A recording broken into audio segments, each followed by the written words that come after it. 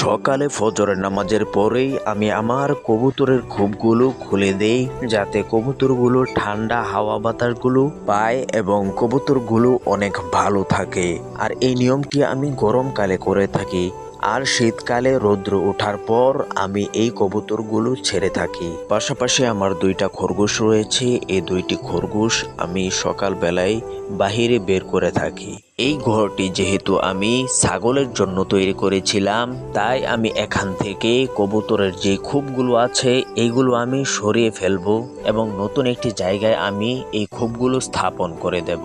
শখ থেকে যেহেতু এই কবুতরগুলো আমি পালন করছি, এই জন্য ফজরের নামাজের পরপরই আমি তাদেরকে দেখতে আসি যে তারা কেমন আছে, তাদের কি কোনো সমস্যা হচ্ছে কিনা, তারা কি হালে আছে, এগুলো আমি পর্যবেক্ষণ করি এবং পরিশেষে তাদেরকে পরিষ্কার পরিচ্ছন্ন করে আমি তাদেরকে খাবার দিয়ে থাকি। তো সেই দৃশ্যটিও আজকে আমি আপনাদের সম্মুখে তুলে ধরবো।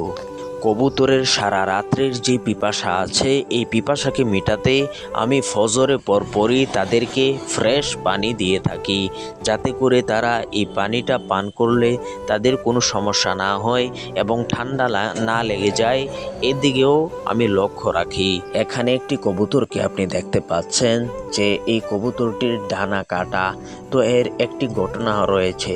আমি আমার এই কবুতরগুলো বাড়ির পাশ থেকে এক মালিকের কাছ থেকে আমি ক্রয় করেছি। তো তার কাছ থেকে আমি কবুতরগুলো আনার পর এই কবুতরগুলো আবার তার বাড়িতেই চলে যেত। যতই তার ফাঁক বেঁধে রাখতাম ততই তার বাড়িতে চলে যেত। তো এখন তার ফাঁক কেটে দেওয়ার পর এখন আর সে যাচ্ছে না। বন্ধুরা, কবুতরকে ফাঁক কেটে দেওয়ার পর তার যেমন উপকারিতা রয়েছে এবং এর অপকারিতাও রয়েছে। কবুতরকে ফাঁক কেটে দিলে সে তার মালিকের বাড়ি যেতে পারবে না ঠিকই, কিন্তু তার ফাঁক অনেক দিন পর্যন্ত জ্বালাবে না, যার কারণে তারা যখন ডিম বাচ্চা করবে তখন দেখবেন যে বাচ্চাকে তারা ভালোভাবে খাওয়াতে পারছে না, কারণ তারা উড়াল দিয়ে বিভিন্ন জায়গায় যেতে পারছে না এবং খাবার সংগ্রহ করে তারা তাদের বাচ্চাকে খাওয়াতে পারছে না। তখন দেখবেন যে কবুতরের বাচ্চাগুলো মারা যাচ্ছে, ঠিক আমার মতো। তো বন্ধুরা, অনেক কথা বলে ফেললাম। এর ফাঁকে আমি আমার কবুতরগুলোকে খাদ্য দিয়ে দিলাম।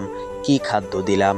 খাদ্য দিয়েছি মিক্স খাদ্য, যে খাদ্যের সাথে ভুট্টা, গম, বিভিন্ন ধরনের দানাদার উপকরণ থাকে, ওই খাদ্যটা আমি এখানে ইউজ করতেছি। তো বন্ধুরা, পরিশেষে একটি সাবস্ক্রাইব কামনা করছি। ডিজিটাল কৃষি খামার চ্যানেল কৃষি জগতে দৃষ্টান্ত স্থাপনকারী এক অনন্য পরিবারের নাম কারি রমজান আলী পরিচালিত, মোহাম্মদ আবু বকর সিদ্দিক প্রতিষ্ঠিত ইউটিউব জগতে আলোড়ন সৃষ্টিকারী ইউটিউব চ্যানেল ডিজিটাল কৃষি খামার আলো ছড়িয়ে যাচ্ছে বিশ্বময়।